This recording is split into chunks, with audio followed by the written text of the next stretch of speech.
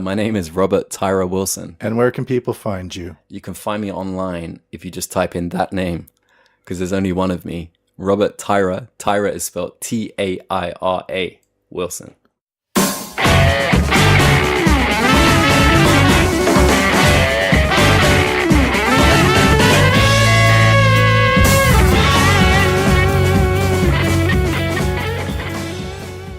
Hey there.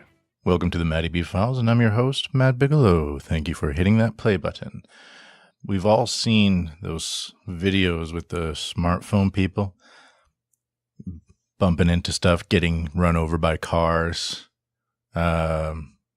killing other people. I saw one the other day, like with my own eyes, of a woman. She was looking at her smartphone. She walked into a door and didn't stop looking at her smartphone. She backed up, opened the door, but the door didn't open enough for her to move through the gap in the door, and she bumped into the door again. And then just as the door was like kind of closing, she slid around the edges of the door as it was closing and shuffled off into the future. And I thought, wow. That's a new kind of dumb. That is so stupid. What's going on? And thank you for tuning in. I am Matt Bigelow, the so-called host of this podcast, coming at you from Tokyo, the Yogi Kubo studio, and I am here sitting on my tatami mats. I hope you are too. It's not sunny today. It's cold. It's October. And now I have to think of my goals for next year. I got to get more music goals going on. I didn't really do any of my own music this year. That's a disappointment. I did a lot of other music. We're recording with the Dead Sea Dropouts, and I hosted a lot of open mics. But as far as it's a weird relationship, especially these days, as singer-songwriters are not really in. It's really, you have to sit around, write up songs, and then it's not really a culture these days where we listen to singer-songwriters anymore. That's why I started the Jamcast. Tune in next week for that with Nicholas Faraguna. All right, so there's a little news item from Japan. If you lose shit in Tokyo, odds are you'll get it back. Like if you forget your wallet on a train, or odds are, not all the time, but odds are. And I'm linking this to the smartphone thing because I think the smartphone is making people really stupid, especially in urban areas where people just look at their phone all day. I see, oh my God, around 7:30 p.m. is the worst time to leave your house in Tokyo. Because it's like the outside world has turned into people's living rooms. And people expect you to accommodate them when you're between places A and B. It's like somebody just stops their car in the middle of the highway to read comic books. You'd be like, why don't you go somewhere to read the comic book? But no, for some reason with smartphones, it's okay. So here we go. This is a police story. Police struggle to store surging number of lost items. So not only are people walking into doors, but I think more people are forgetting their shit because they're so focused on their little smartphone games and they're tapping away, lost in another universe, that they forget their peripheral, immediate peripheral area. Well, they'll probably remember stuff like wallets. They often forget other minor things, probably even rings and gloves and stuff like that. So police have been struggling to handle a surge in lost items handed in by railway operators, shops, and members of the public. Behind the trend, police said, is the more widespread use of smartphones, increasing the likelihood of their being lost. Meanwhile, there has been an increase in the number of foreign tourists who leave behind items they no longer need at hotels and stations. That's very true, too. According to the National Police Agency, the number of lost items brought into police stations nationwide jumped to around 27.96 million. It's pretty accurate. In 2016, from about 12.72 million in 2007, despite efforts to curb the influx of lost property into police warehouses through legal reform. So, correlation does not equal causation, but 2007 was when the smartphone was released. And let's take a look.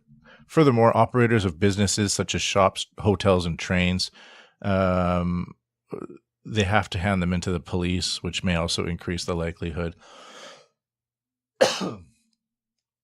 One day in mid-September, JR Hokkaido employees carried about 700 lost goods into a police station in central Sapporo, including umbrellas, bags, and clothes. This is kind of boring now, but anyways, I don't know what to do about this smartphone thing.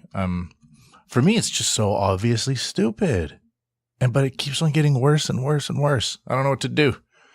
All right, well, that's that. I'm going to leave it there. It's just another example of this effect of the smartphone culture, taking away people's brains as they transport themselves into another universe full of free games that just collect their personal data, which then is sold to advertising firms, which uses their data to analyze their psychology, and then artificial intelligence advertising programs create advertisements directly to the person's psychology in real time.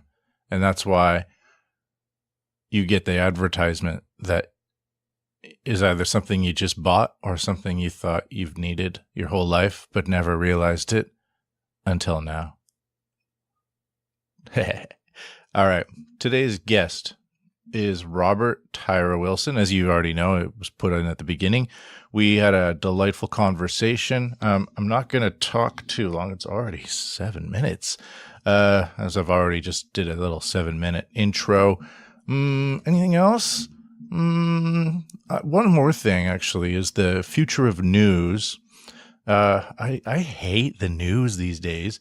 I get most of my news, it sounds weird, but it's not because of social media, but it is because of social media, from Twitter. I just put in hashtags into Twitter and look at people's video uploads for events. So if there's everyone is filming everything now, and you can get a 360-degree view of an event just by hopping from various camera feeds as people run around in a shooting or run away from a tsunami or whatever.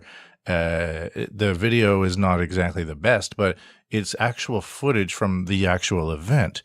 And news agencies are still locked in this thing where you have the two anchors at the beginning as if everyone's watching TV at home. And it's well, hello, greetings. And what I did, I guess, just a few minutes ago.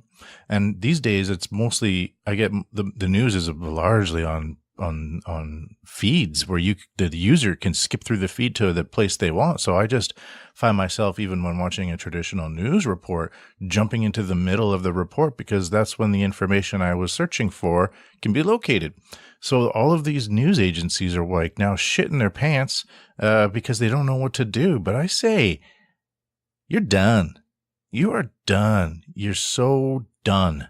This is from a news article. Most news organizations have done little experimentation with chat apps and voice skills on Amazon's Alexa and Google Home, the likes of which may be key of the future news ecosystem. I think Google and Amazon want to control the news so that they can tell people user-friendly news that coincides with whatever excess product they're looking to hawk. Because of this, artificial intelligence, or AI, is posing an existential threat to the future of journalism. One big problem facing media organizations is that new technologies impacting the future of news, such as AI, are out of the news agency's control, and instead is in the hands of tech firms like Google, Amazon, Tencent, a Chinese company, Baidu, IBM, Facebook, Apple, and Microsoft. News organizations are becoming customers, not significant contributors. Some web guy said, we recommend cross-industry collaboration and experimentation on a grand scale, and we encourage leaders within journalism to organize quickly. Yeah, that just means suck my dick. The study identified 75 technology trends likely to have an impact on journalism in the coming years, including drones, wearables, blockchain, 360-degree video, virtual reality, and real-time fact-checking. 360-degree videos might be good if the camera's in place above an event, because then you can locate the source of a shooting or a crime scene. You don't have to go from flat screen, video interface to flat screen video interface. But overall, 360-degree film is kind of not really fun, in my opinion. Like, they tried it with YouTube, and it's just like you're basically spinning around with your smartphone in front of you, which is very dangerous. Or if you're at home watching your 360-degree video, it's like, I don't know where to look, right? Because usually when we're looking at a movie screen, we are focusing on two people talking, or there's some sort of action down the road, like there's a mise en scène. It's hard to get the 360-degree video to get people to focus, because the user, again, just like with the news, is in control of where the angle of the camera is pointed. And I just find myself spinning around, like if I'm using a mouse on a 360-degree video, spinning around looking for something more interesting than what is already in front of me. So, and then they do, like, I don't know how we can say, like, cheesy stuff, like a shark suddenly comes up in front of you. Like, that's so lame. It's like, ooh, shark. Oh, I better invest in this technology then. So these technologies will give journalists superpowers, the ability to interpret visualizations, develop algorithms, and collect and analyze increasing amounts of data. So that will give journalists superpowers if they have the training to use these emerging systems and tools. It might, if the journalists are allowed out of the office, right? How many times on CNN do they just have green screens? Or how many times is it people inside the news studio just ranting and getting people from the ground to upload like a video that is then edited in the editing booth and then handed to the news anchor? Like, the journalists got to get down on the street these days, and that's a big part of it, is that they're just being bombarded by this technology that increasingly keeps them sitting at their desks, and they're not allowed. They're even monitored. I had some guy from Bloomberg, some editor from Bloomberg, who was talking to me as a private citizen, but he was kind of being a dick and telling me that I'm full of myself. Well, am I? Not really. No, not at all. And then some other person who's also an editor said, don't listen to those Bloomberg editors. They have cameras put onto their desks so that when they leave their desks, people know that they're not at their desks, out doing journalism. And I think that's why so much of American news relies on Twitter comments, because the journalists are not actually allowed to leave, or if they leave, then they're punished for it, or they have to. Why did you leave your desk? So you're rewarded more for not leaving your desk by finding tweets and then calling that journalism. Gross. So journalism is over. I get my information just by keyword searches and then looking at various points of view and finding out where the various points of view, where the information overlaps, right? So if you're looking at Breitbart and then looking at MSNBC, they might have different perspectives, of course, but somewhere in there, the information is going to line up. And then I get another news source, and then I find like a tunnel, a similarity tunnel between various news organizations, and then I open up that tunnel, or I explore that tunnel to see what that information, unpack that similar information. So I disseminate the news by myself. It takes a lot of time, but my brain isn't filled with propaganda, at least. So there we go. All right. Let's get into this. Wait, I got a little comment to make here. We got the open mic at Gamaso. That's coming up on October 18th, 2017. It's an acoustic open mic. Bring your acoustic instrument and you can play some music. We're also hanging out more, talking about songwriting, talking about music. If you also have a song you're working on, we can workshop it for you. give you some comments and contributions. That's Gamiso Asagaya, Tokyo, October 18th. It's free entry. You just got to buy a drink. Now, we're going to move into the conversation with Robert Taira Wilson by listening to one of his new songs called Compartments. It's off of his new album, which I've been previewing on the previous podcasts, called Cold in the Heat, which is playing at the moment. If you are getting this podcast via some app or via some sort of thing that appeared in your music player for some reason, a lot of these services don't include all of the podcasts. So this is also just in general, if you enjoy a podcast, you might want to consider going to that person's website or where all of the podcasts are located. In my case, there's Matty B Files on Podbean, and there's Matty B Files on my website, www.matthewpmbigelow.com. All right. Thank you. Let's go. I don't care what they say. Business runs this town. We only work for the money. Got no love for the things we do.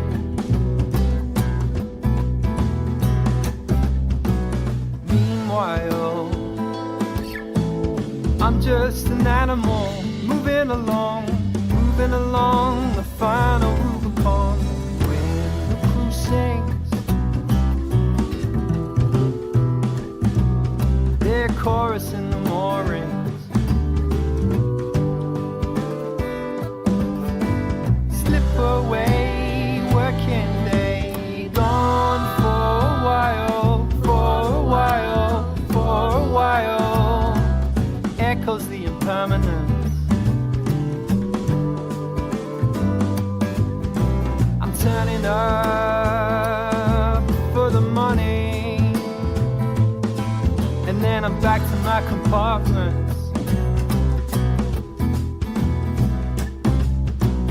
Meanwhile, I'm just an animal moving along. It's not your Rubicon. Everything that I bring to the table takes its toll on everything. What can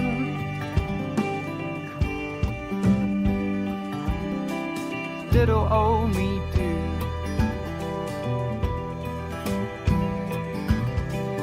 Don't take that attitude too. No, everything that I bring to the table takes its toll on everything, on everything, on everything, yeah, on everything. I feel it near, I feel it here, breathing in, slowly closing in.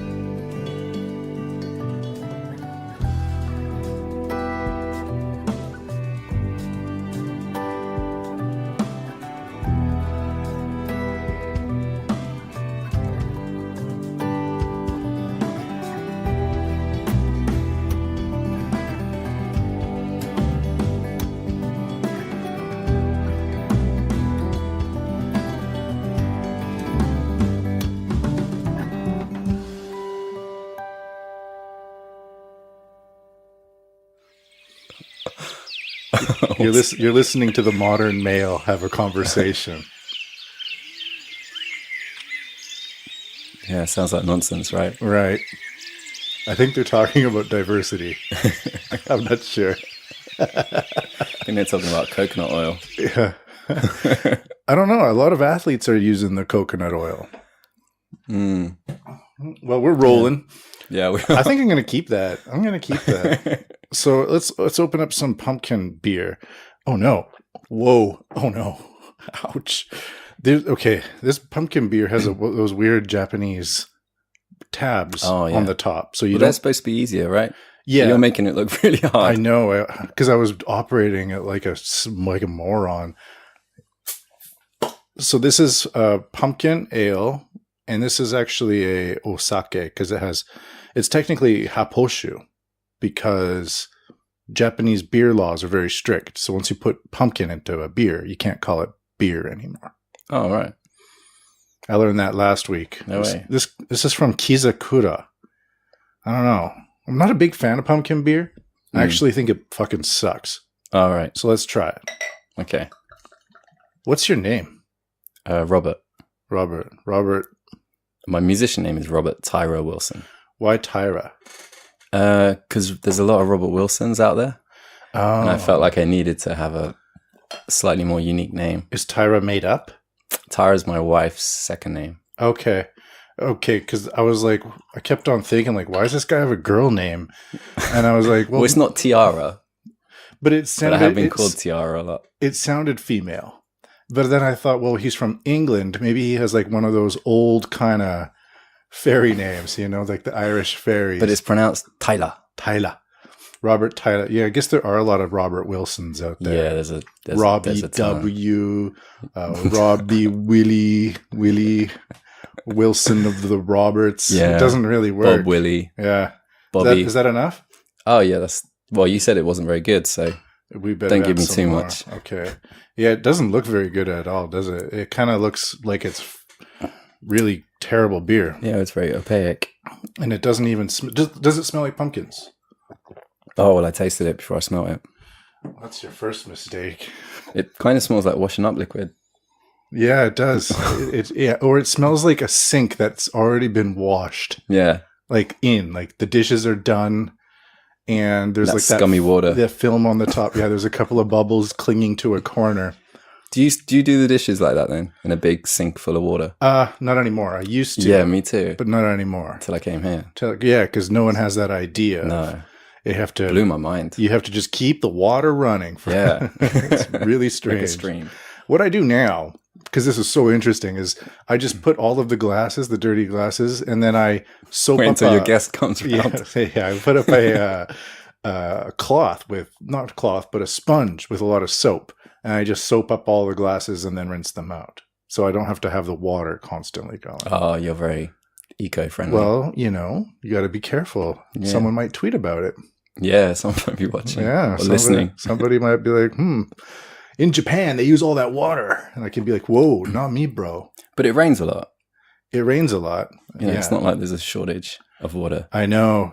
That's why I just turn on the tap sometimes. It doesn't have to be hot water when it's running, right? No. It doesn't have to be because you got that kinetic energy going through it. And it's not like the water's stopped. Water has to flow, right? So you're just accessing water that's moving anyways. You're not wasting it. What? Well, it would be like if you're at a river and you decide to put a bucket in the river and then pour the bucket back into the river. Right? Yeah. So if I take some water from my tap and fill up a bucket and then just walk to my shower and pour all of that water down the drain, it's technically the same thing. I'm just putting the water back where it came from. Is it where it came from? Yes. Are you sure? I'm sure. It's in circulation again. Yes, it's recirculating. Eventually, you might get back to where it was. So that's how I view it. But it's more like taking water from the river and then dumping it in another river. Yeah, it's true. It's not good for that first river. That water is moving anyways, though. So somewhere downstream. So does a river even exist if all the water's always moving, right? As long as it has a bank. Right. A river without a bank can't exist. Time moves all the time. That's right. Time doesn't have a bank. Do we exist? Well, do we have banks? I definitely have a bank. I'm not sure if time. So much in it. Maybe we're so minuscule in terms of time. It's impossible for us to calculate or even see the bank, like an anthill positioned next to a highway, which is a Michio Kaku theory. Right. So the anthill doesn't even know the highway is there. Maybe that's us with time. We are just an anthill in time next to a highway. Our imaginations are limited by our own experiences of it. Yeah. So I don't know about time having a bank. I'm not that arrogant to position myself as to having an answer to that. But what I do know is that when I throw a bucket of water down my drain, I'm just putting it back into the river in which it came. It rhymed. It sounds like a bunch of those. What's up, man? How's the beer? I haven't had a chance to taste it It's not bad. Yeah, it's not bad. It's not really like beer, though. No. Kind of like juice. It is. It's good they don't call it beer here. That's disappointing. I may have had a pumpkin ale work once, and because it focused more on like the type of spices that occur in a pumpkin pie, because pumpkin itself doesn't really have much flavor. Like Japanese pumpkin, it tastes like wet cardboard that came out of a butthole, and then I'm eating it for some reason, right? And that's why pumpkin. Do you like pumpkin? Do you eat a lot of Japanese pumpkin? Yeah, I like it. Really? Yeah. Why? When it's cooked, right? When it's cooked. It's okay. It takes a long time to... It takes a lot of time to peel. Yeah. It sucks. I'm not into that. Yeah. Pumpkins, huh? But what do? They just like juice it and... It depends on it depends on if they're actually using real pumpkin or if they're using a puree. Right. So some people, when they make fruit-themed beer, they use a puree, which is obviously not really the real thing. So when you use the real thing, like if you use real fruits, it's going to have a different effect on the taste of the beer. Yeah. What do you reckon they used here? Puree. I don't know. I think they just made a mistake and they didn't really think of how to measure the beer. I don't know. Or it's made for Japanese tastes. Because it's kind of Halloween season, next 2 months away. But I had like a nitro coffee beer the other day. It was really strong. Those are good, though. I like that. Yeah, it's pretty good. Because it goes all the Very way. Expensive, though. Yes. You get like, what, a quarter of a pint. And it's got bubbles in it. So you're paying for bubbles, too. Paying for air. It's those kind of people. But it's okay because you put the air back in the air, don't you? Yeah, you fart it out, and then it's the same price, anyways. You're gonna eat that air. So I don't really go to pubs that much anymore. They're too expensive. Yeah. What do you do then? I drink Aonis outside. I talk about Aonis so much on the podcast. I think they're almost a sponsor. This is an Aoni. This is an Aoni. What is it? It's an IPA. Right. And it's like 7%. And it's quite IPA-y without being too assy. And it tastes really good. And it's under 300 yen. And where'd you drink it? Anywhere. Anywhere I want. Wow. All right. I'm only asking. I give the guy the money. And I say, Sonomamade kudasai. He hands me my beer. And I just... Without the bag. And I just walk around wherever I want. The Campini. Yeah. The Campini. Then I just look at the porn. Yeah. It's way better than talking to people in a pub. Do you go to pubs a lot? Are you into the... Yeah, I guess I do. I mean, you're British, right? Yeah. So you kind of automatically have to. Yeah, we own them all, don't we? Yeah. Well, the Irish do, really. In town here? I mean, I haven't been in town much this summer. Because you live in Chiba. Well, I live in Chiba, but I also was back in England for a month, like the whole of August and a bit of July as well. So I've been back 3 weeks and been back at work, so I haven't done much since I've been back, actually. Where in England are you from? London. London? Yeah. South London? Southwest London. Southwest London. Along the river. It's quite nice. Is there something about South London where people have to say, I'm from South London? Yeah, generally people from the south or people from the east like to claim that they're from the east or from the south. Why? Because the south is kind of like, it's quite like multicultural and it's kind of cool. And the east is just, full of like people that are not from London. So they really like to say, I'm from East London. Okay. They're all from the countryside. Interesting. They invade it because it's cool. I was in Izu Peninsula like a few years ago, and I hadn't talked to anyone for a few days. I was there by myself, and I ran into this gaijin in a convenience store, and there's no other gaijins there. So he's like, "Hey, let's go on the beach and have a beer." I'm like, "Okay." So we go down. He's like, "Where are you from?" I'm like, "Canada." And he's like, "I'm like, where are you from?" "Oh, South London." And I'm like, why would you expect me to know what that even means? Like, I thought, like, why is he saying, I said Canada, right? Like, that's a really big place. But he felt the need to say, well, that's West England, right? What? Oh, West England. Yeah. Oh, easy. We do have your queen on our coins and our bills. But I thought that was a bit strange. I kind of was like, I was a little bit perplexed because I would never say Central Vancouver Island. But maybe if you lived in New York, you might say the Bronx, or you might say Brooklyn. Well, those are very different from each other in terms of names. Yeah. It would be like saying, I'm from Nishiyogikubo. Like, I'm in the middle of Nairobi, and I meet some other person. I'm like, where are you from? And he's like, oh, I'm from the Philippines. Where are you from? Nishiyogikubo. Wouldn't be, right? Yeah, I guess so. If I'm talking to somebody from Ogikubo, yeah, you might. Then I might say, "Oh, I'm from Nishiyogikubo." Yeah, but I didn't understand. Maybe it's the arrogance of coming from a big city. Is it the arrogance of the South Londoners? Do they have a reputation for being kind of South London? No, not the South Londoners I know. No, but maybe he stand-up assumed chaps? you knew. Maybe because you asked me like what part of London. Maybe just like I brought it up for a reason to see if you were going to say South London, because that's what I wanted to know. That would have just like compounded your theory completely. Well, if I'd said that. Yeah, and what didn't shock you? You weren't shocked. I sometimes say London, England, as opposed to London, Ontario. Yeah. London, Texas. London, Texas. There's a bunch of those, like St. Petersburg, Texas. Yeah. It's like York. Loads of places, English names. Toronto was originally called York. Really? I think so. Pretty sure. Oh. There you go. Do you got a black eye? York? Yeah. I got a ball in the eye playing football on Wednesday. Football. Okay. Yeah. Did you think I had makeup on? At first I did. I was like, is this guy glamming out? Glamming out for the podcast? Yeah, I've had it all week. Yeah. Well, was it well earned? You should have seen the ball. Oh, yeah.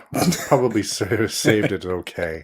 Did you block something, or did you it happened. I was too close to the guy kicking it to block it, and it just somehow went in my eye. It wasn't like the eye socket. It was like it hit my eye, and it made me, you know, when you get poked in the eye, it was like feeling like that. And then about an hour later, it just like perfect around the eye went black. And yeah, it's just sort of changing colors now. You liking it? You get a lot of attention? Yeah, I get a lot of funny looks, especially from my students at school. They look at me and they kind of don't know what's different. They kind of give this strange look and then look down. Because you're not sure if it's shading, like just the lighting in the room or something like that. And then you look at the other eye and it's fine. It's like a guy with half a mustache or something. Yeah. You know, and you're looking at his profile. It's like, did he have a mustache? You know, I had the same looks because I did my job experience with the British Army, and we went away for a week, and everyone shaved each other's eyebrows off when they were sleeping.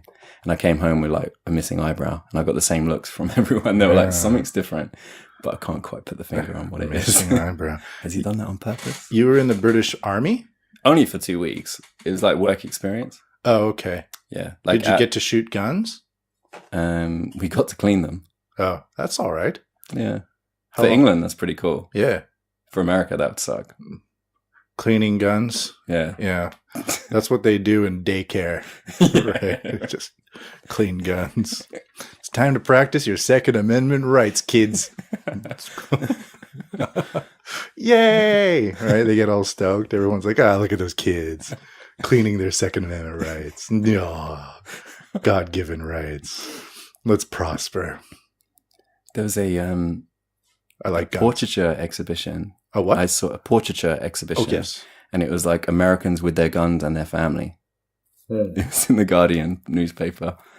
It was nuts. It's weird how normalized it is, like, especially not of and people, working class people in New York don't have that thing going. But if you're from Louisiana in the backcountry or something like that, like you bond with each other. A lot of people bond with each other by going hunting or shooting guns or practicing, and you teach each other some tricks. You share some things. It's kind of neat, gun culture. Yeah, because it is like a culture. Yeah, it is. Yeah, yeah. It'd definitely be one of the things I want to do if I go to America. Shoot a big ass gun. You know what? I had that idea for like a travel thing to go to like from major gun show to major gun show. Because you can like, they put 50 cows in the backs of trucks and they just go down like these paths and you're just sitting on this back of the truck, like totally Ramboing out. Like, yeah.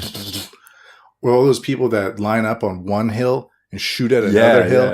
And the other hill. They have like air, remote control airplanes go through the valley and stuff, and they're shooting them down and stuff. That sounds amazing. Yeah. It does sound really fun. Yeah.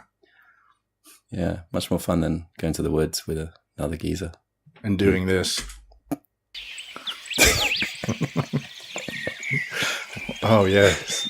Yes. Diversity. I agree.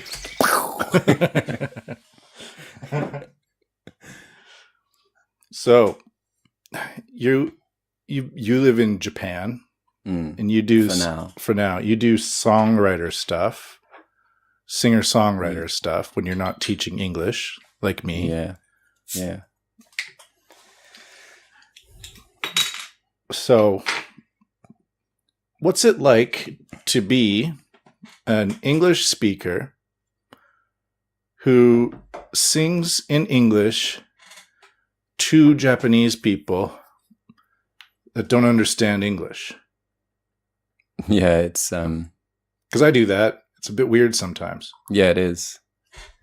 But music, it's not just about the lyrics, the meaning of the lyrics. There's also sort of a musical element to it that definitely crosses cultural boundaries.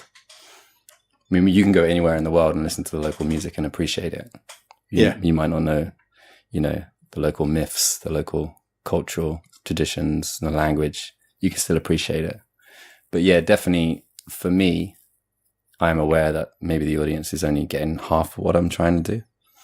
They're not getting the songwriting side.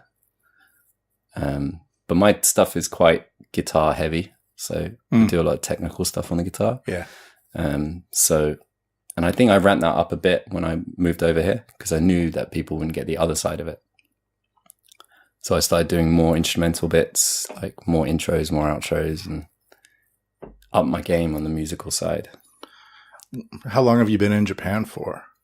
So I first came over in 2011 and then stayed 2 years in Osaka, 2.5 years. Then went back to London for 2 years.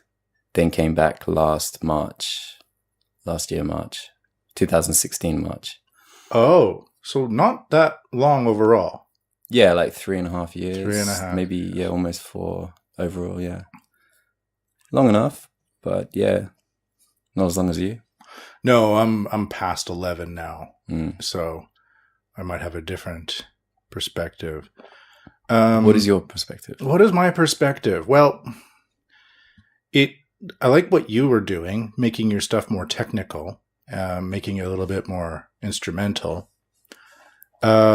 My perspective is you have to accept the limitations. And if you're coming over here and expecting to climb some sort of hierarchical ladder that leads to some sort of other platform, it's you have to play other people's music. Right? I know a couple of people that do music professionally. They don't play their own music to make money. Yeah, and that's the choice we all have to make, isn't it? So that's what they made. Yeah. And that's fine because I believe in sessional musicianship. Oh, yeah, for sure. Right? Of course. Yeah. Why wouldn't you? I'm not a sessional musician. I didn't go to music school. I studied saxophone in high school, but I'm self-taught guitar, self-taught drums. And so sometimes if I join a group of people and they're like, well, can you do this type of beat, like a fusion thing? And I'm like, I can try, but you know, I'm not that guy. So you can get a different drummer and that's fine. But I don't want to practice Congo beats in order to make 5,000 yen or something. I don't know. It's a really tough thing. I don't want to be a piano lounge drummer in a hotel somewhere.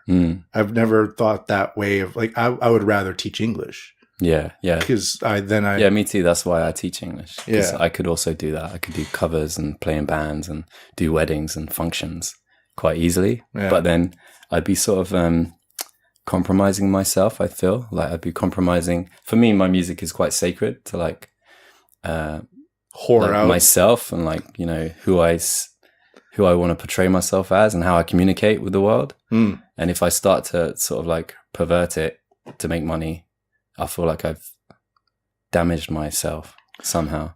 I'd rather just keep money making and my music separate. That's what I do. And if somebody decides to pay for it, then that's the that's a bonus. Yeah. But there's no real industry anymore. And especially in the past couple of years, I feel like most of the currency is getting likes on YouTube and then having advertising revenues come in through that. But most people don't look for new music on YouTube.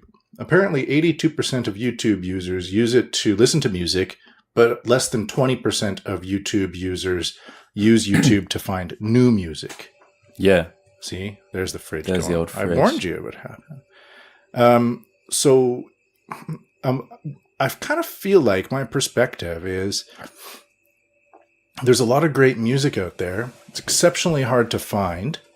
And with the ability in my phone to do 50 things at the same time, it's getting harder to focus on music. And I think the music that has the most listens to these days is like the elevator music in the background of YouTubers who kind of use like this backbeat to, I don't know, accentuate their YouTube presentation, whatever they want to talk about.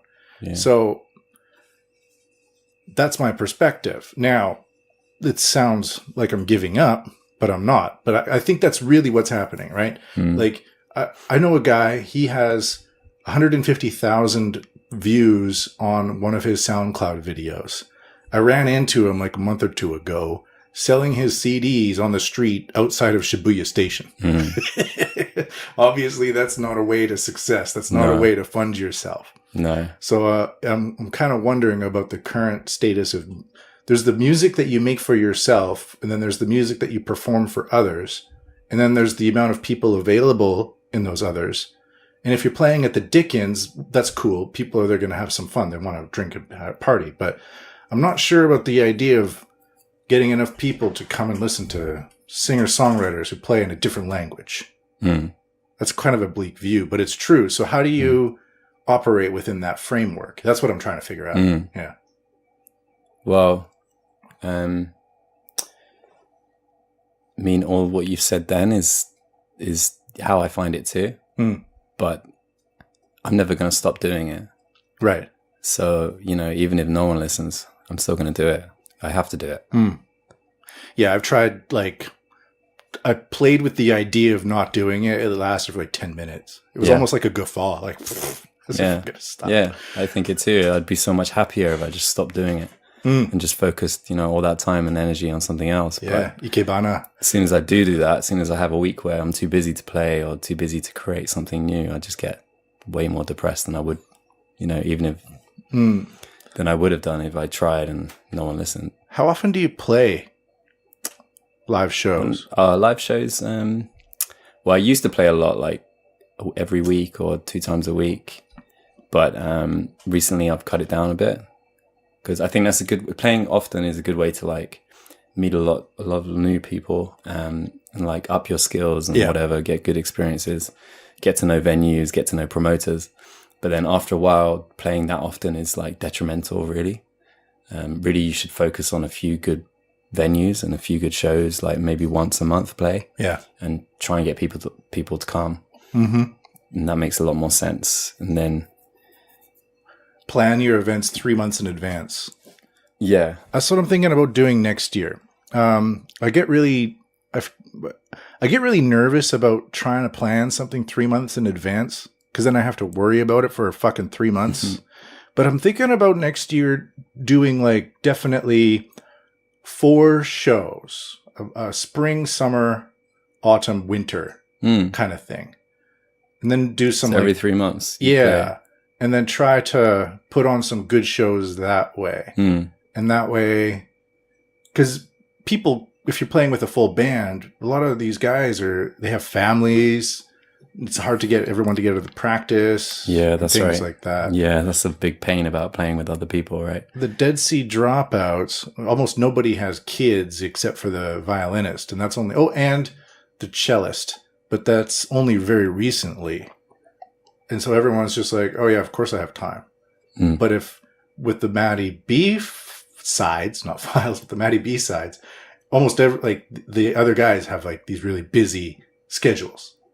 So trying to play 3 times a month is really hard to not only promote all of that. So there's not, as you said, there's not much of a, it's almost like you're putting too much energy into the numbers and not into the strategy. Yeah. And so much of it is not about how well you play. It's about the atmosphere of the place. People want to go and have a good time. And music is just like a small component of that. That's true. So they want to go somewhere interesting. They want to meet new people. And so if you play every week, you're not going to be creating those kind of like atmospheres. It's just impossible unless you're like really big, really famous. So doing once a month just makes you more of an attractive option for people's night out, I think. Yep, that's a big part of it too. People are taking the time out of their, they want to be entertained and they want to enjoy some good music. Yeah, and there's so many bad gigs out there. Oh, yes. So you get nervous about inviting people to new venues because you don't know what it's going to be like. And if they come and it's a bad night, they won't come next time. Yeah. Even if you played brilliantly, they just won't come. I want a place where there's like seats. Yeah. And there's like always standing room is like, I don't know. Like when you're younger, it's fine. I'm in my mid 30s now. And that's like, I kind of would like play a bit quieter. People can sit down, take a few breaks here and there, and then come back. And also the people you're playing with is really important, Yeah. Other people on the bill. Yeah. And that's a real problem with Tokyo. The Tokyo music scene is very much like, it's a pay-to-play kind of town. Mm-hmm. And normally promoters don't promote. They just stick a load of random acts together and then leave it down to you to promote it. So you're stuck on a bill with some random acts. They might be completely different to you. And then, so the fans that come for you are probably not going to enjoy the other artists. And the same with those artists. They're probably not going to enjoy you. So like what happens is people come, they see their friends and they go. Yeah. And there's none of this like music night. There's not a music night. It's just like we come and see you and we go. And then we go. Yeah. And that's really bad. Like that's one of the worst things about playing in Tokyo. Like, there's too many shows like that. But there's a few promoters out there that are trying to change that. Oh, really? Yeah. Okay, good. Because like I've been doing this podcast and I was interviewing a lot more. Having conversations with other musicians, even from out of town, from different countries. And everyone says this. So I wonder why there's this obvious dissonance in the way things are run, but it just, the Japanese people don't do anything about it. Mm-hmm. It's like, there's some of the best players, some really great acts. Why does this exist? It's such a weird sort of piece of poo hanging off the end of a shoe. Yeah, it is. Yeah, it is. But there are some people trying to change it. Yeah, who? And then how? Who and how, if I can ask that question. Do you know Mathieu Ambros? Yeah, he's the drummer for Tits, Tusks, and Whiskers. Yeah, that's right. Yeah. Was because they broke up. Yeah, oh, sucks. Well, he has like a promotional sort of outfit called Outlook Japan. Yeah. And he puts on shows called Disconnect. And he really thinks about, 4 acts, how are they going to fit together? They have to be high quality. He has to like them. And he creates these really great nights where you can stay all night and you just know you're going to see something interesting and enjoy the whole night from start to finish. And that's a start. Then there's a guy called Justin Sachs who has a little project called More Than Music, and he's doing the same, but more like band orientated. Outlook Japan Disconnect is more of like an acoustic music thing. These are good comments. There's a guy called Koki Takahashi who runs Aoyama Moon Romantic. Yeah. And he has it in his head that this is the way forward. And so he occasionally, you know, if there's empty slots in his like nights, he'll invite people he likes to come and play, and he'll try and fit them into the night and try and get them some exposure with other people. Do people, like, does street traffic go into places like Moon Romantic? No, they wouldn't, I don't think. It's kind of expensive. Yeah, it is expensive. And that's another problem. There's a place around the corner. It's like blues jam night on a Wednesday. And I'm like, oh, that sounds nice. Entry, $25 or 2,500 yen. I'm like, fuck you. Yeah. You know what I can do for 2,500 yen? Quite a few conveni. Yeah, right. Beers, right? Yeah, I can put on some podcasts, listen to whatever, and drink Aonis. There's a really cool bar called Club 333 that do gigs up on Tokyo Tower. Yeah. And that's free entry. All you have to do is pay to go up. So it's like... Have you done that? What is it, 900? Yeah, I've done it twice. Okay. That's a really good platform for musicians. Because it's got the aspect of being up on the Tokyo Tower, which is a great venue.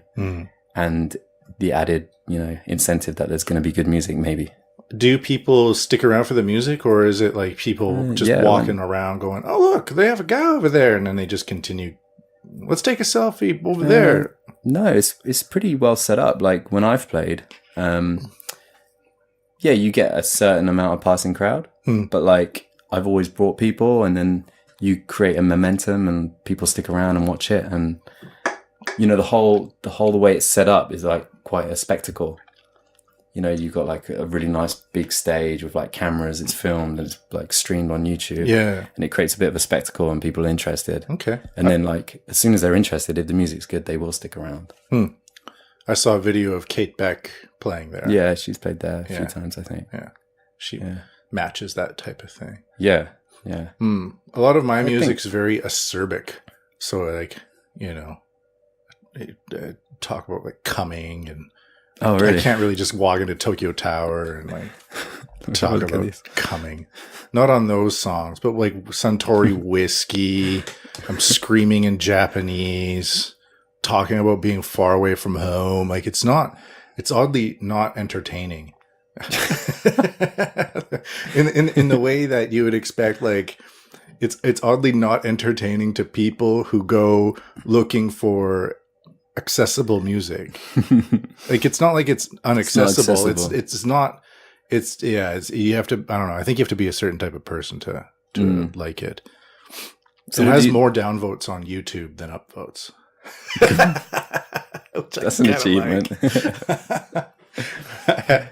Yeah. But, you know, you say about the modern music scene being like kind of a bad thing, the way, you know, you get this like network tunneling and people don't look for new music, but it's also a good way to find your audience as well. It's easier than ever to find your audience. Yeah. It takes a lot of effort, but you know, you can really connect with people a lot easier than you used to be able to. That's true. So for someone like you, who maybe your music is more like niche, you know, you can find your audience easy, you know, online, easier than it used to be. But the podcast, I found that to be true as well. You know, some people message from around the world, and it's amazing, like, that's cool. Yeah, thanks for listening, guys. Yeah. Write them down. Write their names down in the book. They're guys. I advertise on Facebook sometimes, and I was just like, men, women, both. I'm just like 95% of the time, like men only. It's like, who do you want to not see this? People who support Antifa. It's like, it's kind of fun. Yeah. So you were talking about those people that were having more of a forward-thinking viewpoint. For how often have you played at Tokyo? What is it? Moon Romantic? Oh, Moon Romantic. I've done like maybe 5 times. 5 times. Yeah. Do you usually play on weekends, or if he has like a spare slot, it could be any. It's normally in the week, but I've done a show on a Friday night, And that was really good. That was a really good one. Do people come out? Well, yeah, because I invited them. Okay. But like you say, there's no real passing crowd at like a place like Aoyama. You gotta you gotta be a fisherman. You do. You need to, bug people to come. But it's a place that the sound is gonna be great, and it's a great spectacle. They have this big moon on stage, and they project like a image of the moon on it. So it's like you're playing in outer space. Good lighting, good amount of space. So you have that confidence that if you do invite people, they're gonna have a good time. That's a good point. And your music is not that loud. You basically play acoustic. On your new album, I just had a copy. What's it called? Cold in the Heat. In the Heat. Oh, I put it on the table over there when I got you my album. That would be very appealing for a place like Moon Romantic, because it's not like you're not playing this loud music. I think loud music goes well there too. Oh yeah? Like rock and roll? I mean, I play with a drummer and we rock out there. Okay. Yeah. I mean, I can do that. I've played like after heavy metal bands and stuff. Yeah. And I've had to ramp it up a bit. And yeah, I've got like different sets that will work in different sort of environments. Okay. I've definitely got a heavier set. And so you feel, how often do you play, I guess, I don't know, how could I say this? In your experience here, how often have you been playing with these new forward-thinking people compared with the... Now I only do gigs with them. Okay. Yeah, I mean, when I first came over, I was lucky enough to, when I first came to Osaka, one of my first gigs, I met a guy who like knew the score, an American guy who'd been there for like 8 years, and he got me in a lot of cool places. But in a place like Osaka, I mean, I really played a lot in Kobe, which is the city next to Osaka. Yeah. It's kind of a small town. So most of the stuff I did it didn't matter where it was, because it was going to be full of people I knew and friends would come. And there's fewer choices as well. And people are less busy. Yeah. But I think it's just like there's, you can reach like the threshold easier, in a smaller town. I don't know how many people live in Kobe, but it feels like if you're there a week, you get to know everyone. And then if you couple that with the fact that you do music and it's like something fun to do in the evenings, it becomes very easy to like get people to come along and have a good time. Whereas in Tokyo, it's like, it's quite hard to just find a few friends in Tokyo. It's true. It's like London as well. It's a massive city, and it's like you never pass the same person twice on the train or anything. What does the music scene compare like in London to Tokyo? Well, where do people play music?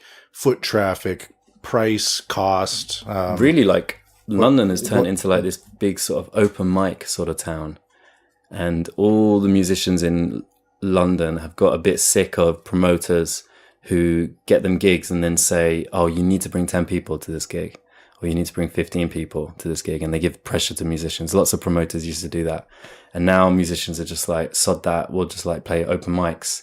And lots of people come to play at open mics. So there's always an audience of other musicians. Yeah. And then there's some really good ones where lots of people come just to watch it, and it's free to get in. Obviously, you're not getting paid, but you're getting to play to a new audience every time. Yeah. And when I went back for those 2 years between my Japan stays, I mostly did open mics, and I met tons of great musicians, tons of friends. And that's really where it is in London at the moment. Over here, obviously, there's not so much of that. Yeah. It's still like a pay-to-play kind of place, mostly. Mm-hmm. There's these few people that are like putting on these good nights. I host an open mic, but it's not like it's not like a New York comedian going from stand to stand practicing their 15-minute set. I mean, you go to one open mic, you wait your turn, you hang out, and then you leave. Yeah. It's not like I'm going to be like, okay, I'm going to hit up these open mics tonight. I got my songs to practice. First, I'll go over to Matt's place in Nogikubo, and then I'll go over here and here and here. And and then I'll play. You wouldn't make it, right? Even if if there's two on the same night, you wouldn't make it. And some of those open mics charge you 1,500 yen to get in, too. Which is crazy, right? You could end up spending 5,000 yen, $50 or 35 quid. I don't know. Yeah. Just to play open mics. Yeah, exactly. Yeah. It's really. Whereas in London, they're all free. Yeah. And there's literally probably 5 options every night. So you could play one every night easily. That sounds like fun. It's really fun, yeah. There's a lot of queuing and like putting your name down, getting there early and putting your name down because there's tons of musicians in London. Yeah. That's the one kind of bad and good thing. It's like a double-edged sword. Mm-hmm. On the one side, there's tons of great quality musicians. So you learn a lot and you learn a lot from them and you meet really like good like musical partnerships and you can make really good collaborations quite easy. But at the same time, there's tons of places to play. So yeah, there's tons of competition. I mean, there's tons of competition. So that's also it becomes a very evident cultural difference as well, where you can have two people playing the same style of music, Western folk, acoustic guitars and songs, a Japanese person, a British person, or a Canadian person. But the way the culture will assemble the scene can be so completely different from each other. So we're both playing the same style of music, but the environment in which we're playing it is completely different based on, thousands of years of culture building up, right? Like, Japan's not an open society. No, right, yeah. To get into like a group of Japanese people requires a lot of work. I know, it's a really exclusive place, right? Yeah. And they don't have this like rock and roll punk ethos at all. They look like they do. They do punk music really well and they do rock music really well, but they don't have that. They don't understand the mentality of it. No. Whereas like, a punk musician should be punk 24 hours, Like they say, that's how they live. This is my image. This is my main. Yeah. And then, But like in Japan, it's like, oh, we're going to be Japanese and then we're going to get on stage and we'll be punk. And then we'll get off and we'll be Japanese again. Because that's the society. They have joge kanke, which is relationship. Your relationship to other people at that time is always changing. The convenience store manager talks to his employee differently than the customer. And then when the manager goes to a restaurant after work, he talks differently to the person there. And not just in a minor way, but the grammar. Yeah, and different words and stuff, right? Like the grammar is assembled in such a way. So that's thousands of years. So then why wouldn't you expect Japanese folk musicians or punk rockers to do the same thing? No. They're not going to suddenly come out of a Bob Dylan, listening to Bob Dylan and then act like American folk singers. Like it's a impossible request. It is, yeah. But it's just so contrasting because on the surface of it, you're both meeting each other with the same instruments coming from similar musical ideas. Bob Dylan, 1967. Oh, I love that record. Yeah. But your culture and society is based on two completely different things. Yeah, right. And it is weird that so many Japanese musicians are so interested in Western music. I don't understand why more Japanese musicians don't take more influence from their own music. It's weird. Which is amazing. Like when I listen to like Gagaku and like Minyo, and it's just like this, they have such a rich musical heritage, but not so many modern musicians are taking influence from that. And if they did, it would be so much more like from who they are and how they are in everyday life. And it'd be so much more honest, I think. Yeah, so I work with some Japanese musicians, and they're the best musicians ever, right? Like not ever, but compared to my hometown or where I grew up, we would never try to be that good. But they are like, well, we must perfect the art, and it is hilarious. What was I going to say about that? What were you talking about? About them taking influence from their own tradition. And I was watching like quite naturally at first. I was at Crawfish. And I was playing that night, so I was like thinking about my music and stuff like that. And this young, these guys must have been 21, 22 years old, all Japanese. And they get up on stage and they have like country western music, like lap steels and like stand-up bass. And they play it perfectly. And I'm like, for the first 5 minutes, I'm like, this is really good. But I'm like, why are these 21-year-old Japanese guys playing country music perfectly? What is going on? There's not one shred of Japanese influence in their music. It's 100% mirrored from Western music. And I'm like, why aren't they playing their own music? Not that they have to. No, they don't have to. I'm like, but it's just a bit of a mystery, isn't it? Why aren't they playing Japanese music at all? And it's not like they're not playing Japanese country music, Western country music with a Japanese scale. It's what's happening here? How did this happen? and it's pure country music. Like full on 1970s lap steel Nashville country music. And they loved it.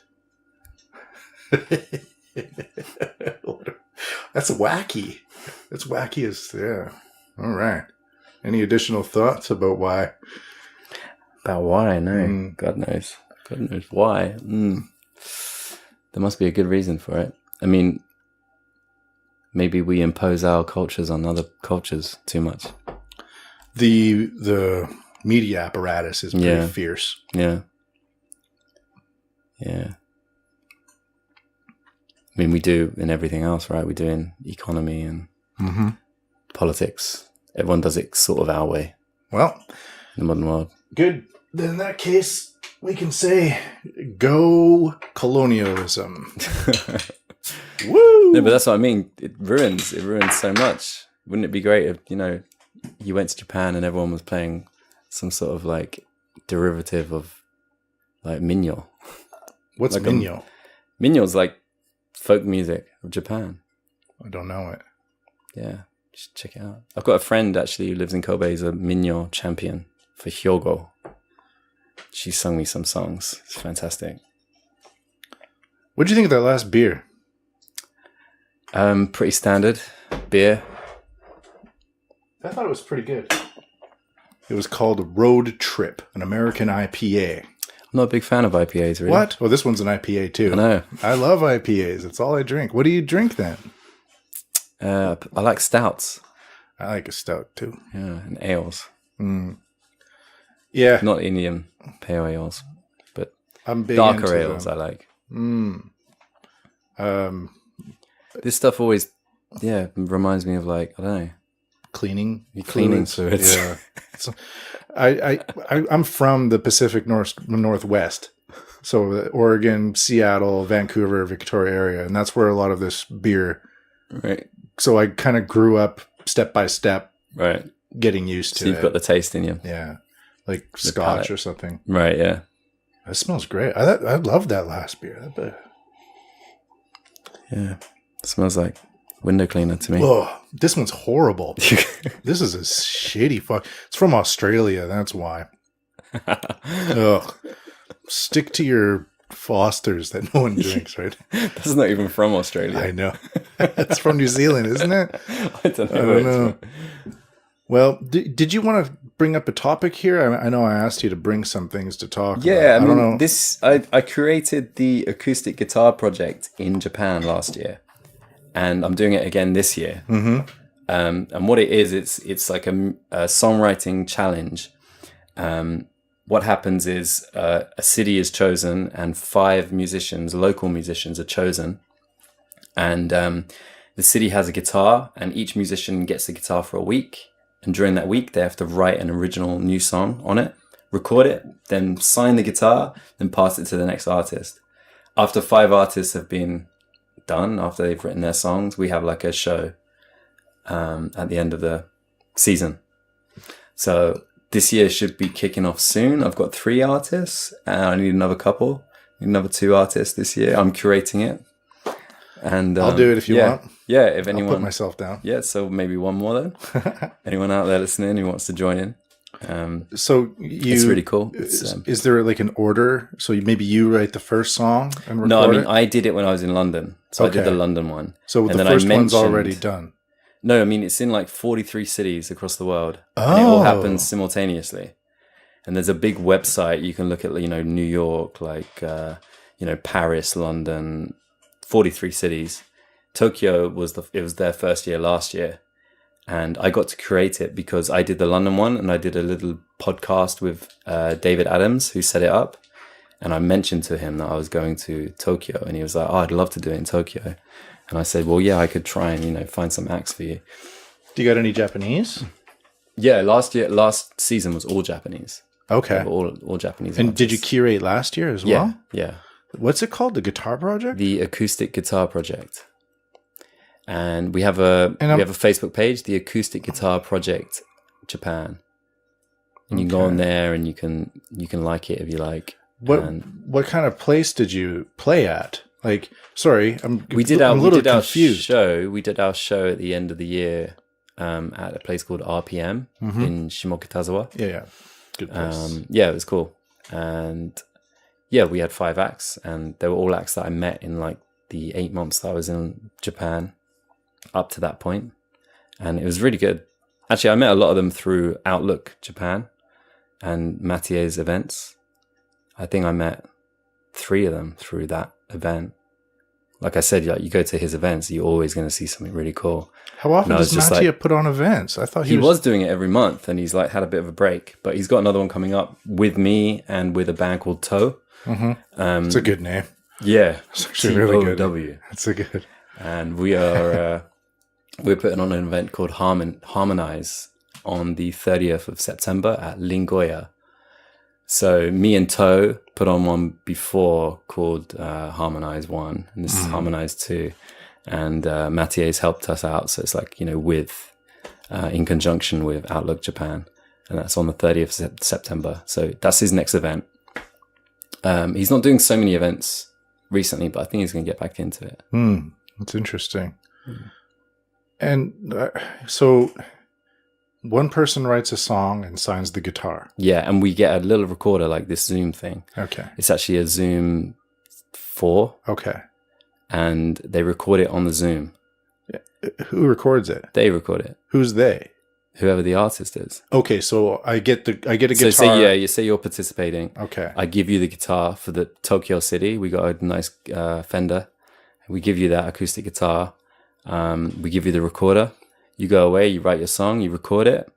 Then you can make a video explaining your song. Okay. You can even like record the song on the video, and then you send all the information to the website, and they master the song, and they stick up on their website, like Act 1, like your name, like the song lyrics, what's it about. Then you pass that guitar after your week. You pass that guitar to the next artist, and we do it 5 artists per city per year.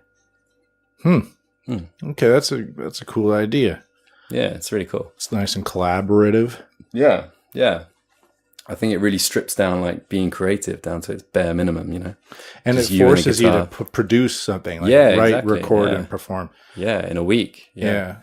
Normally it takes me like, months and months to write a song. I know, I hate it. I want to be doing it like more productively. Yeah. This is a really good way to like practice that.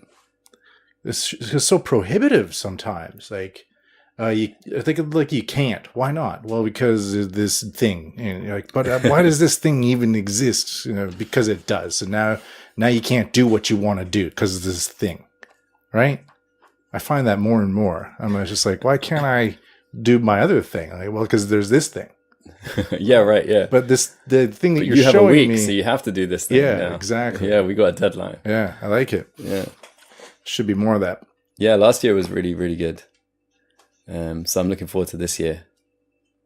But like I say, I need another artist or 2. So I wonder, is it all whiteys, all straight white males, or I told you they're all Japanese. Last year. This year, I don't want to say who they are yet, but we've got a couple of Japanese and a couple of non-Japanese. Okay, but everyone's local to Tokyo.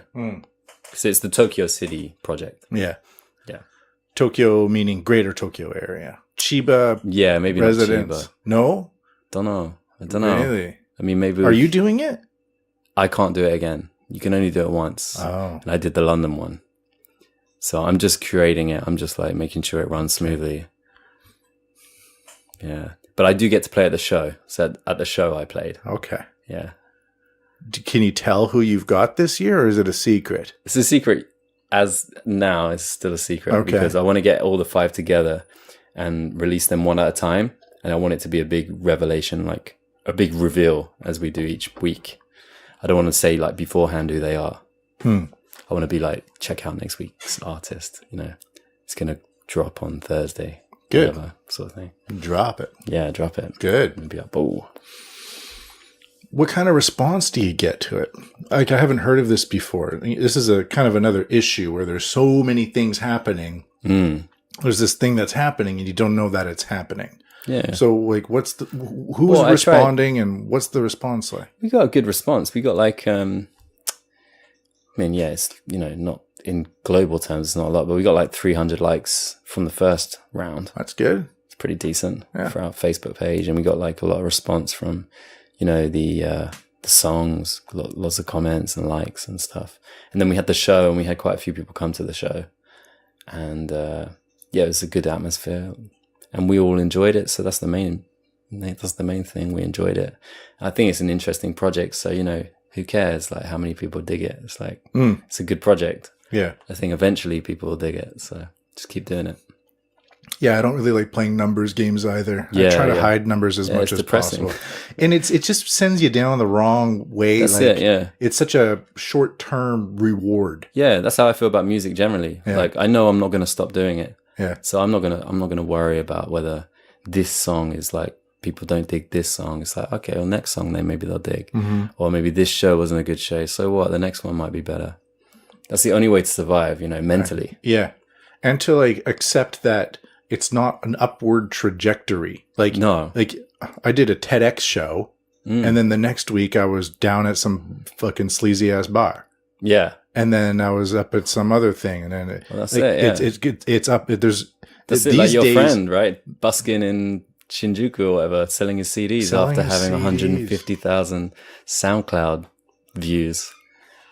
I'm sure he doesn't care. For him, that was just you know, part of his, you know, future, part of his career. Yeah, exactly. You probably learn more like busking on the street than you do from getting loads of views. He wasn't even busking. He's a rapper.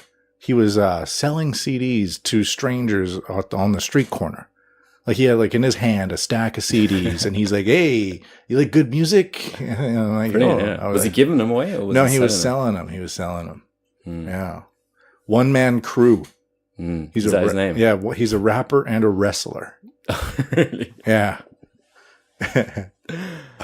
Nice guy. Interesting combo. The one man crew, the rapper, and he's like really, kind of rednecky white kind of guy. Nice guy. Yeah. Oh, where's he from? I don't know. Like somewhere. I think he's I don't know. I wouldn't say. I believe he's American. I'll go that far. Right. But I'm not going to go as far as to say South West London, Louisiana. Right. I don't know about that. Is there anything else you wanted to talk about? Yeah, my new CD. Yeah. Is out now. Yeah. I did the release show on August 18th. So it's a pretty new release. I did it in London. I did it at the National Portrait Gallery in London. I did a show there, which is really nice. Good. That's out. You can listen to one of the tracks on SoundCloud, on my SoundCloud, and the rest you can download off Bandcamp. And I believe soon it will be up on Spotify and iTunes and Google Play. Yeah. Okay. So I was listening to some of the new songs and some of the older songs as well. I kind of went down your SoundCloud page. Oh, cool. The new stuff, the production value was a lot higher than the older stuff. Yeah. So what prompted you to improve the production value? How did you improve the production value, and how was the little costy cost in there? Yeah, well, it just took a lot longer and cost a lot more. And I didn't rush it. It took like 2 years to make the new CD. And how many songs? There's actually 12, but I ran out of money after producing 6 of them. Mm-hmm. So the other 6 are still recorded, and they're going to be released as a part 2 to the EP. That makes sense. Around Christmas. Albums don't make sense anymore. No, that's also another reason why I did it like that. Unfortunately. Yeah, for unknown people like myself, EPs make a lot more sense. Because my first CD, which was the one before, I had like 21 tracks on it, and it was a double CD. And of course, it made no marketing sense at all. Mm-hmm. It was more of a sketchbook. I just wanted to get everything down and like get something out there. Yeah. But it made no marketing sense. So this one is a bit more focused. How did you find the musicians? Like I said, I found a girl called Carrie Ann doing open mics. And she's great. Like she went to like Cambridge. She did classical music at Cambridge. And what does she play on the album? She sings and she plays harp and she plays a little bit of keyboard. And she also helped me write the violin harmonies, the string parts, and also the vocal harmonies. So you worked really closely together then. Yeah, that took a lot of time. Well, I don't know. I never had a lesson in my life. Right. Well, that's a lie. I did have a lesson, but it was a long time ago. Right. But I don't know how to read music. I don't know how to write music. Okay. So I gave it my best shot, and then You mean sheet music? You don't know how to write sheet music? Yeah. So I gave like the string parts. I wrote them on the guitar, and then put them onto manuscript as best as I could. And then I'd send them to her, and she'd play them on the piano to me, and I'd be like, "Oh, well, that's wrong. I must have made a mistake here." And then some of the parts she helped me improve, and like she was like, "Oh, that's a fifth. You shouldn't put fifths in harmonies." And like, no, you know, which is shit like that. Dead Sea Dropouts has some trained musicians in it as well, and they're like fifth here. I don't know. I'm like, what's wrong with a fifth? Yeah, it sounds good on a guitar. Yeah, when you play it, yourself, but it's not so good on violins and stuff. Yeah, for some mysterious reason. I know. Bach.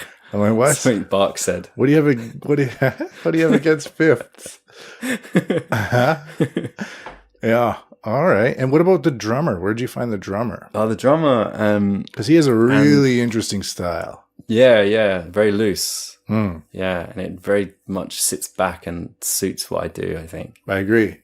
He's an Italian guy I met who used to play in a band with the double bassist who played on the album.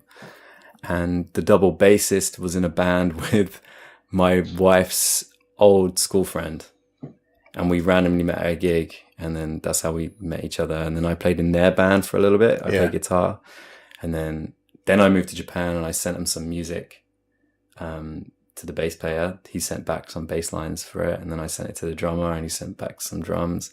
And then we got together in London and we recorded that first album in like 2 days. Which is why the production values are like a lot lower than the other one. It sounds like it's more right off the floor. It was a live album. Yeah. Like we just got in the same room. The new one is very atmospheric and very well mixed. And then the basses, some of the bass notes come in over the guitar for like a little bit. And then the guitar comes back over the bass as well. So it's that's nice. I found nice to know. The production was really atmospheric, and it wasn't just listening to like your song. It was listening to like the production value as well, and not like bells and whistles, but listening for things coming in and out of an acoustic range. I dug it. Thanks. And at the what's that one that's up on SoundCloud or Bandcamp? I'm sorry. Yeah, Out at Sea. Out at Sea. Yeah, that end there where you're doing like that percussive, like shredding almost like. Yeah, which is not notes at all. No, but everyone else is playing like notes, and I thought it worked really well. Oh, thanks. Yeah, definitely on that album, the new one. I just wanted to have fun. Like the first one, I was thinking like, I'm just going to do loads of like 3-minute songs, try and make them really cool songs, and maybe people will dig it. This one, I was like, oh, sod everyone else. I don't care what anyone else thinks anymore. I'm just gonna have some musical adventures. Like if I want to go off on some tangent, I'm just going to do it. Yeah. If I want like a 6-minute song, I'm just going to do it. And like, who cares? And it ended up being like, yeah, really cool, really atmospheric and like a lot of interesting ideas. And then of course I had all like the collaborations, which really improved me as a musician as well as the music. Especially if you're playing with like talented musicians, like you got to be like, fuck you guys. Now I got to practice, and you go home and you're like, shit. Yeah. Why aren't I good enough yet? Yeah. But it's a good way to improve. Carrie Ann's really big into lyrics and she'd always ask me what I was meaning every time I sung something. I'm big into lyrics too. And I never used to be. I used to be just like, it kind of fits the tempo. It's fine. And she'd be like, oh, what does that mean? What does this mean? Why? What? That doesn't make sense. And so I really focused on the lyrics a lot more in this album than I did in the one before. And I think that's definitely changed me as a musician. I definitely see the music as supporting the story rather than the other way around now. Yeah, I'm trying to think more like that too. I sometimes pack too many words into the song. I think sometimes you just need someone there being like, why, what are you talking about? Yeah. Why are you saying that? That'd be nice. Nice to have a little, because you like it grates, but yeah, it's good in the long run. But there's like, I studied a lot of editing and I studied a lot of like writing as well. And when you're a writer, you're in a very different frame of mind than when you're an editor, right? So when you're writing, you're being uncritical. You're opening up a very creative door. Yes, And right. and if you can't be critical when you're writing. No, right. So, or you can be, but then it's not. I don't know. But that's the trick. It's hard to be. It's hard to be critical when you're all open because it feels like everything's an attack on you. Yeah. On your true feelings. Yeah. You know? How dare you? This is me. Yeah, exactly. Yeah. But This you isn't have a to word. This is me. Yeah. But when you're being creative, you don't notice your faults. And it can be like even when you're writing English, you can be writing certain things and you might have very obvious grammatical mistakes despite having very high grammar training. You just don't see the mistake. And then someone says, wait, there should be a U in there. And you're like, oh my God, you're right. Like that's what an editor is good for, like bouncing off those ideas where they point out the obvious errors in your creativity. Yeah, definitely. Yeah. It's necessary. Yeah, it is. Yeah. It can only improve it. Yeah. Yeah, definitely. It's like playing with other people. It's like it can only improve it really in the long run if they're the right people. Because music's all about stories, and the more stories you can pack into your sound, I think the better. And everyone brings their own story to the project. You know, that album is not just my story. Whose is it? It's, you know, it's mine and it's Kerry Ann's. She's got her input. It's the bass players, it's the drummers. It's even the mixers, you know, everyone's got their own whole history of like musical learning and knowledge and expression. And they've all come together on this one project. And it's like, you know, simultaneous storytelling. How'd the release go? Yeah, it was good. Yeah, it was a really good gig. I played in the gallery in London, Portrait Gallery 4 times now. And it's always a good. It seems like a weird place to have a live show. Yeah, but they do it every week. They do it every Friday. Who shows up? Is it like the Tokyo Tower thing, or is it? I think they've been doing it for a long time now. So it has people know about it. So people do go there for the music. Unlike the Tokyo Tower thing, is quite new. Yeah. And it's a touristy place. So is the gallery a touristy place, but the kind of tourists that are going to gallery are going to be into art and going to be into maybe music as well. Yeah. Whereas the Tokyo Tower is just like, you know, you go there to look at the city, you know, it doesn't matter what you're interested in. You might not be interested in music at all or folk music. But it kind of fits the gallery. Off the box. Yeah, exactly. But the gallery and the music does really fit well, I think. Yeah. And the kind of music they put on there really fits. So it works really well. And you get a good passing crowd. Like at my shows, I'd say around 40% of people were there because they knew me and they knew my music. But there was a good like 50, 60% that were there just by chance. Or maybe they come every week to see whoever's going to play. So it's a good way to see new. That's nice.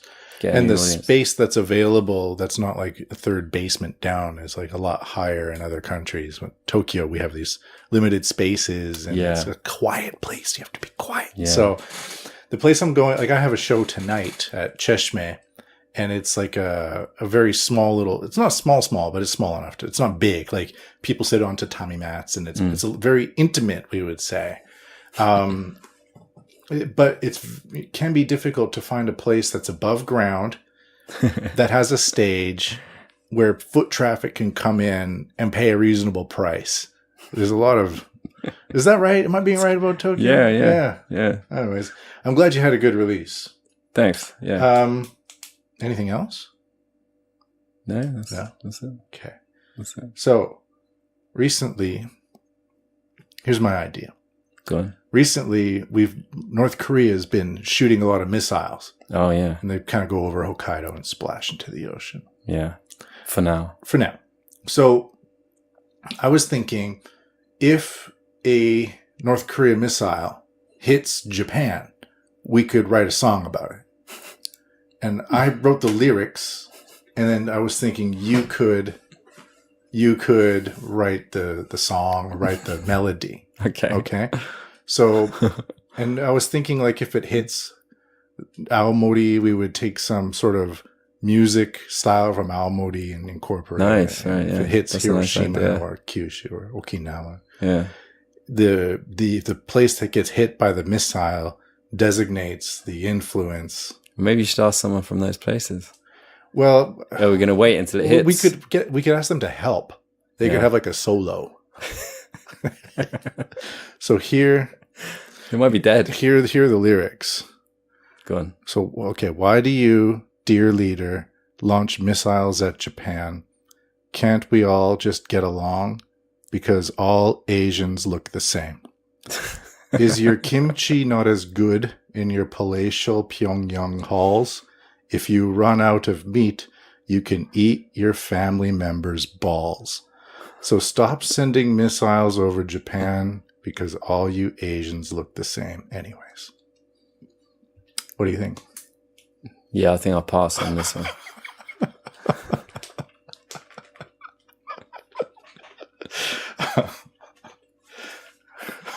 Get some shamisen in there,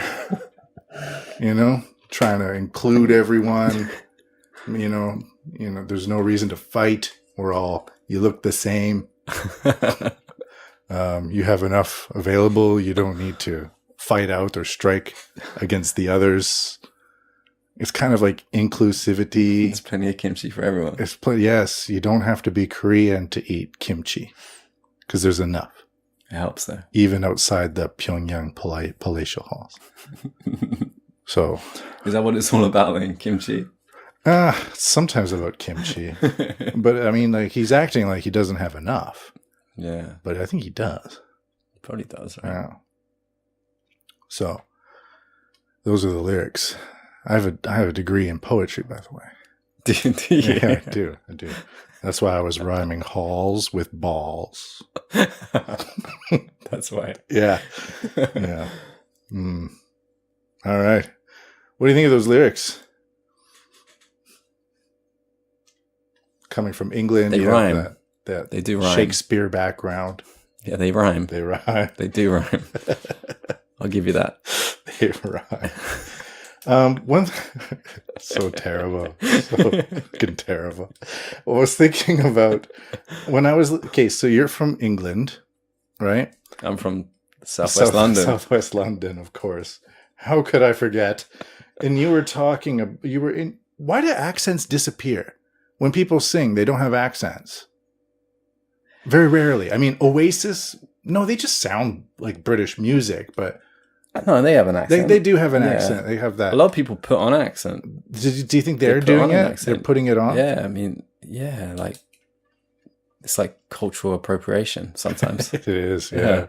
Like you get real like posh rich kids trying to sound like working class. That was a big thing a few years back. Yeah. Really annoying.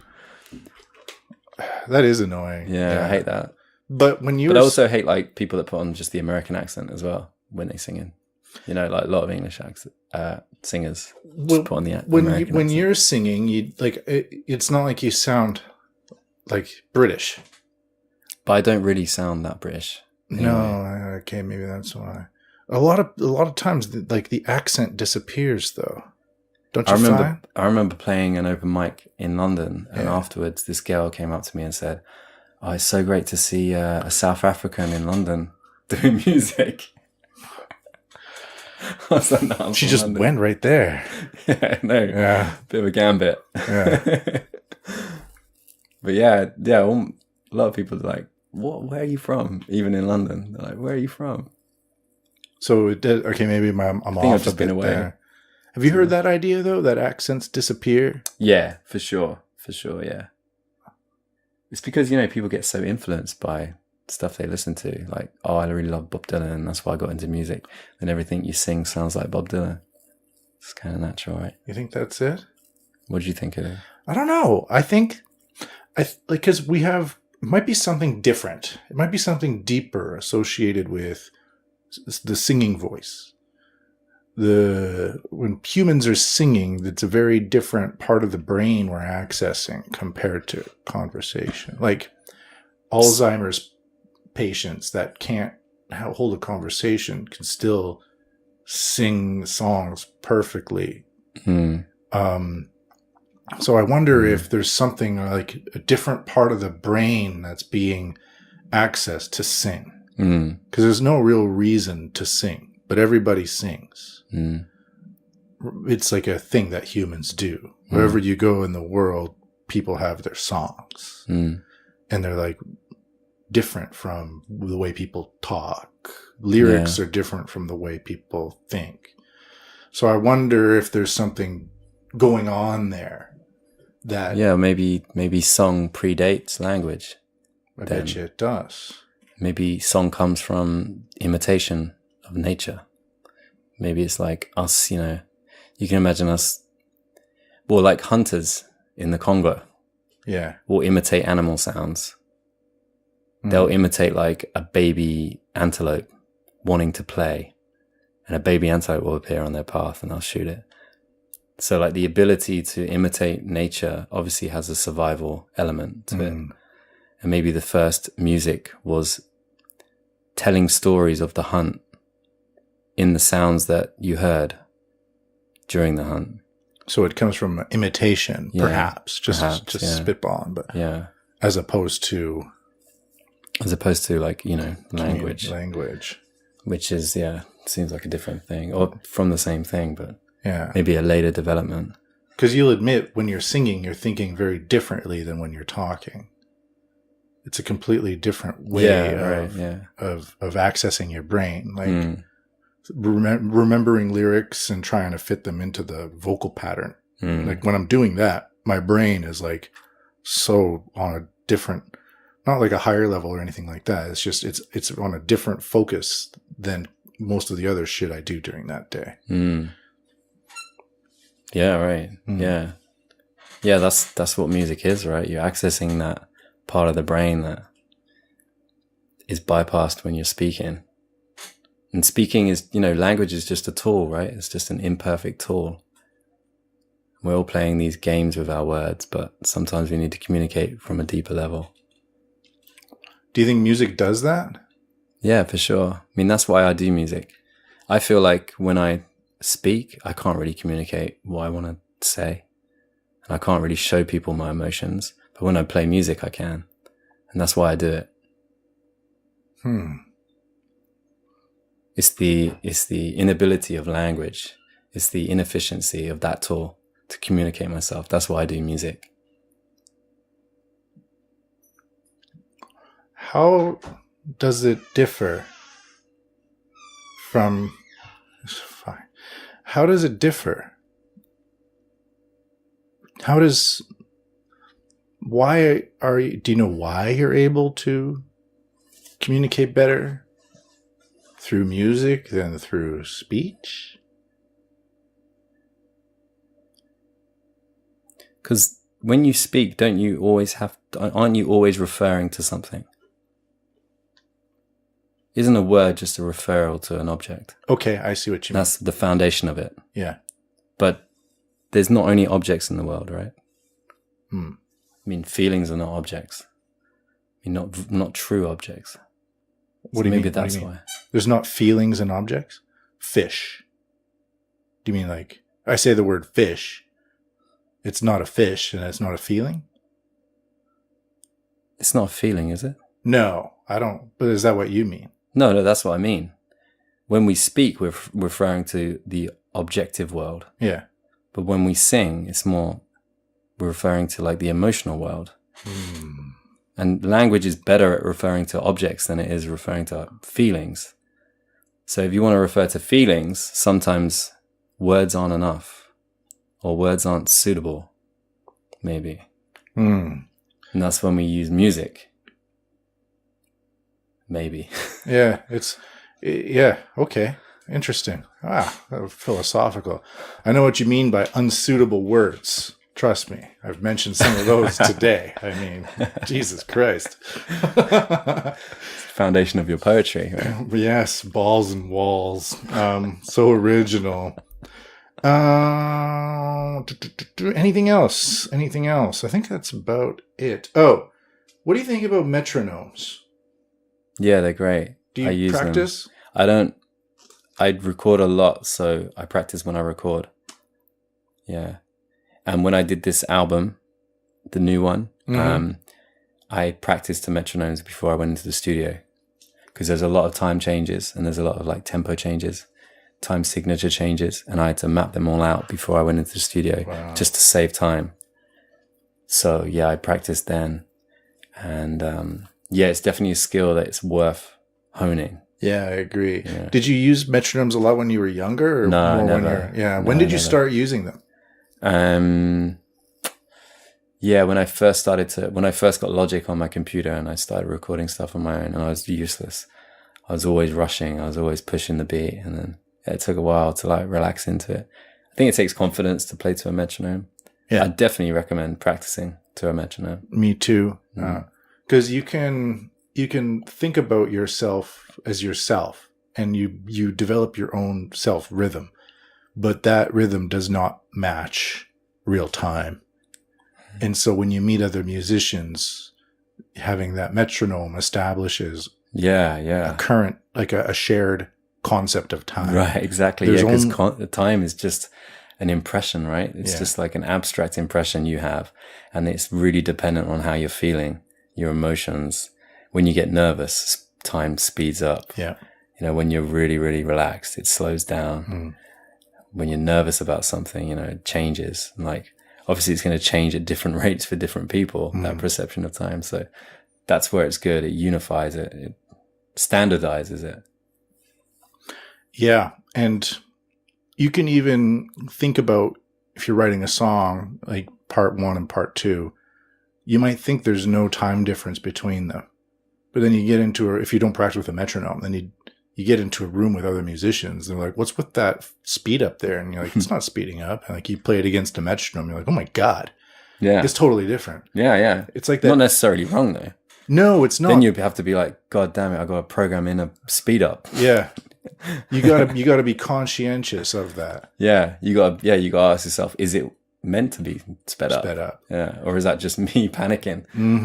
Or making a decision I didn't know I was making. It kind of goes back to that editor thing, where the editor can look at your creativity and go, wait, that's not right there. And you got to go back and be more technical or conscientious about it. Yeah, that's right. Yeah. All right, man. Anything else? We got 1 hour, 24 minutes on the clock. Wow, Jesus. That's a long time. Yeah. It was a good conversation, though. Yeah. Was it? Oh, well, good for me. I don't know. We got the microphones out. Had a few beers, talked about music. Yeah. It was all right. Thank you for listening to the podcast. Tune in next time for the Jamcast. That's when Nicholas Faraguna and I mic up a guitar, a drum set, push the record button, and record a jam. It's a very interesting exploration in music, and it's also a way for you to listen to music that isn't orchestrated and two people having a musical conversation with each other. Until then, take it easy. アイドホのことは知らないけどアイドホポテトは食べるよみんな食べるからねアイドホ来たら国立公園で月のクレーター見るんだみんな見てるからねボイシーの近くで何か食べに行こうみんな食べるからねみんな食べるからねホーチミンで会った女の子名前はセブンお気に入りの数字は11僕はいい気分セブンイレブンいい気分チャンビールチャンビールタイのチャンビールちゃんと酔っ払ったよみんな酔っ払おうからねそれであゆたや雪のチケット買って歩き回っても酔っ払ってたよみんな見てたけどねメコンカロイにだって歴史の長さに感動だみんな気にしないけどねみんな気にしないけどねホーチミンで会った女の子名前はセブンお気に入りの数字は11僕はいい気分セブンイレブンいい気分僕の目をまっすぐ見て南に行こう南に行こう僕の目をまっさぐ見て国境の南に行こう国境の南に行こうみんないないところはいいね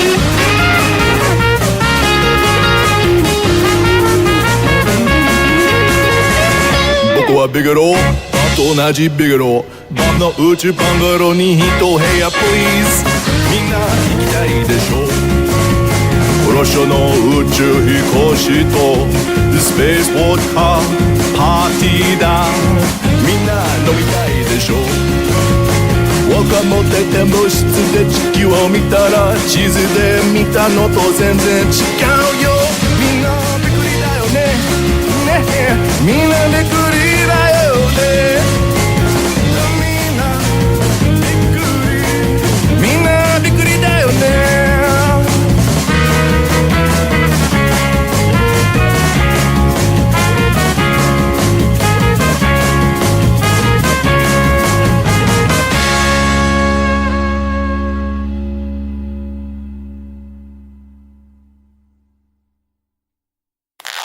Falcon Pass.